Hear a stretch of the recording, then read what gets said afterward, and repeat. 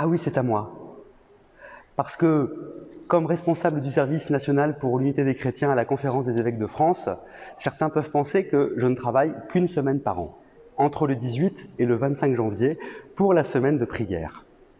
Alors oui, bien sûr, tous les ans, cette semaine est une opportunité exceptionnelle pour que nous, catholiques, nous puissions sortir de nos églises, nous puissions nous déconfiner, en quelque sorte, pour aller voir nos frères et sœurs protestants et orthodoxes. En effet, cette semaine de prière, elle nous invite tous les ans à nous déconfiner pour aller voir le Christ chez les autres confessions.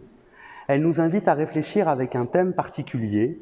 Et cette année, ce thème, il est tiré de l'évangile de Saint Jean, au chapitre 15.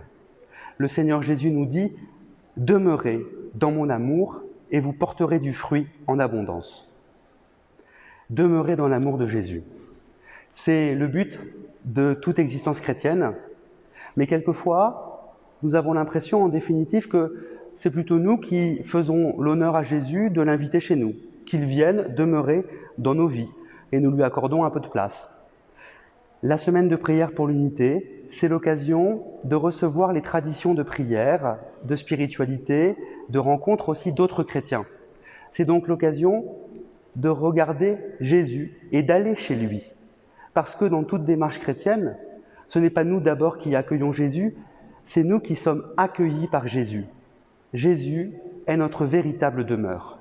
Bien sûr, nous avons été et nous serons peut-être confinés à nouveau chez nous, mais nous voulons, d'abord et avant tout, demeurer en Jésus. Ce n'est pas nous qui l'accueillons, c'est lui qui nous accueille. En effet, cette année est compliquée, nous ne sommes pas sûrs de pouvoir avoir toutes les célébrations et toutes les rencontres entre chrétiens comme les autres années.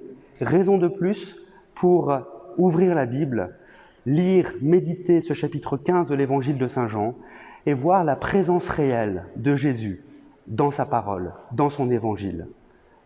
Demeurer dans l'amour de Jésus, c'est sortir de tous les confinements, c'est sortir de tout ce qui nous enferme, c'est pouvoir manifester que celui qui nous unit est plus fort que tout ce qui peut nous séparer, que tout ce qui peut nous faire du mal. La Covid-19 est particulièrement œcuménique, elle frappe tout le monde, sans distinction de religion, de confession, d'église. Que le meilleur antidote à ce virus soit l'amour de Jésus. Belle semaine et à bientôt, car l'œcuménisme, c'est bien sûr toute l'année.